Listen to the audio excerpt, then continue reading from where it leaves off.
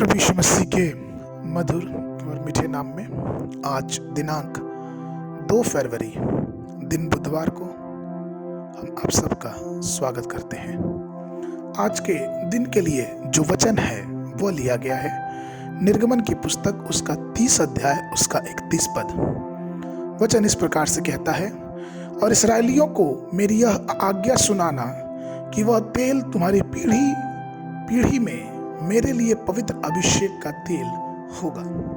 प्रभु में मेरे प्रिय लोगों, आज के दिन मैं आपसे अभिषेक के तेल के विषय में बात करना चाहूंगा। यहोवा ने मूसा को यह निर्देश दिया कि उसके निवास स्थान, जो इस्राएलियों के निवास स्थान थे और उनके सारे जो सामान थे, उसको पवित्र अभिषिक्त किए हुए तेल से अभिषिक्त किया जाए।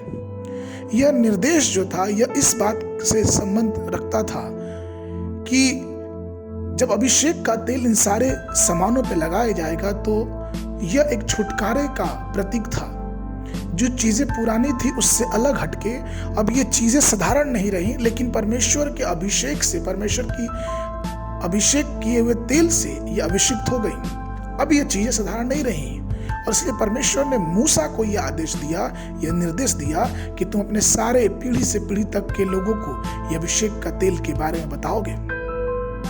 अगर हम अभिषेक का जो तेल होता था उसके संबंध में अगर हम बातें करें कि उसकी तैयारी कैसी होती थी, तो निर्गमन की पुस्तक उसका 30 अध्याय उसका 23 से लेकर 25 पद तक हमें और आपको इस प्रकार से देखने को मिलता है कि तो मुख्य सुगंध द्रव अर्थात पवित्र स्थान के सकेल के अनुसार 500 सकेल और अपने आप निकला हुआ गंधरस और उसका आधा अर्थात 250 सकेल सुगंधित अगर और 500 सकेल तक और 1 हिन जलपाई का तेल लेकर उनसे अभिषेक का पवित्र तेल अर्थात गंधी की रीति से तैयार किया हुआ सुगंधित तेल बनवाना, यह अभिषेक का पवित्र तेल ठहरे। इस सब बातों में अगर हम देखेंगे तो हमें प्रमुख 4 प्रकार की बातें सामने आती हैं जिस तरह से अभिषेक का तेल की तैयारी होती थी। सबसे पहली बात कि इसमें लोबान का उपयोग किया जाता था और लोबान की जो चीजें थी, मुख्य चीजें, जो राल उसमें से निकालना होता था, उससे एक तेज चाकू से लोहबान को काटते थे और उसमें से राल निकाली जाती थी। देखिए, जब तक वो लोहबान काटा नहीं जाएगा तब तक उसमें से जो राल है वो बाहर नहीं आएगा। और ये चीज दिखाती है हमारे और आपके टूटे हुए हृदय को। जब तक हमारा हृदय परमेश्वर के सामने टूटेगा नहीं तब तक वो अभिषिक्त तेल में कभी भी बदल नहीं पाएंगे। हमारे हृदय को परमेश्वर के सामने टूटना बहुत ही जरूरी है। दूसरा है सुगंधित दालचीनी, अर्थात अगर हमें और आपको अभिषिक्त तेल के रूप में बनना है तो हमारा भी जीवन सुगंधित होना चाहिए। जब हम जहाँ उठते हैं, जहाँ बैठते हैं, जिससे बात करते हैं, जिसके सामने चलते हैं, हमारी भी जो महक हो वो मीठी मीठी महक, जो मसीह की महक होनी चाहिए, वो दूसरे तक हमारे जीवनों के द्वारा फैलनी चाहिए। तीसरी चीज सुगंधित बैत या फिर यूं कहें कि कैम्पस जिसको बोला जाता था, एक ये जड़ी बूटी का नाम है। और ये जो जड़ी बूटी थी वो उस जमाने के छोटे बच्चों के जीभ पे लगाई जाती थी, जिससे उनकी जो बोलने की विकास थी, जो बोलने की शैली थी, उसमें बहुत बढ़ोतरी, बहुत मदद मिलती थी। अर्थात ये जो जड़ी बूटी थी, सुगंधित बेद था जिसको कैलमस भी कहते हैं, उसको जीभ से लगाने से भाषा के बोलने में विकास होता था। अर्थात जब हम प्रभु को मानते, अगर हम अपने जीवन में परमेश्वर के अभिषेक के तेल को अपनाना चाहते हैं तो हमें भी अन्य भाषाओं में बोल के परमेश्वर की स्तुति करनी चाहिए। और वो सुगंधित जो बेत है वो हमारे जीभ पे रहना चाहिए।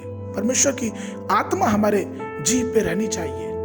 और चौथी और आखिरी चीज कि पवित्र अभिषेक का जो तेल था वो बनता था, चौथी चीज थी कैसिया के द्वारा। कैसिया जो होता है वो तेजपत्ता की छाल के समान होता है और यह चीज को दर्शाता है कि ये दूर जीवन के अदृश्य चीजों को भी देख सकता है। जैसे कि तेजपत्ता जो होता है वो बहुत पुराना, बहुत सख्त रहता है, बहुत मुलायम रहता है और बहुत लॉन्ग स्टे करता है, बहुत लंबा रहता है।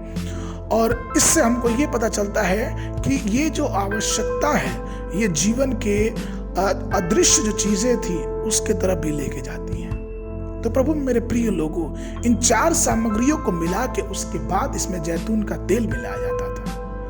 और जैतून का तेल मिलाने के बाद वो जो पूरा जो चीजें थी, तब वो जाके पवित्र तेल, पवित्र अभिषेक का तेल भी परिवर्तित होती थी।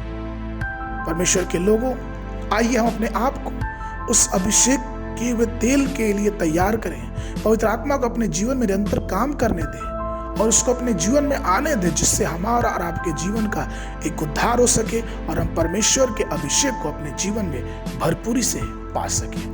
आज के मनन के लिए यहोशू की पुस्तक, उसका 3 अध्याय, उसका 5 पद। फिर यहोशू ने प्रजा के लोगों से कहा, तुम अपने आप को पवित्र करो, क्योंकि कल के दिन यहोवा तुम्हारे मध्य में आश्चर्य कर्म करेगा। इस वर्ष अगर आपने बाइबल पढ़ना प्रारंभ किया है तो निर्गमन की पुस्तक, सुबह के लिए निर्गमन की पुस्तक उसका 29 अध्याय, 30 अध्याय और संध्या के समय मत्ती रचित सुसमाचार उसका 21, 23 से लेकर 46 पद तक। परमेश्वर आप सबको आशीष देवे।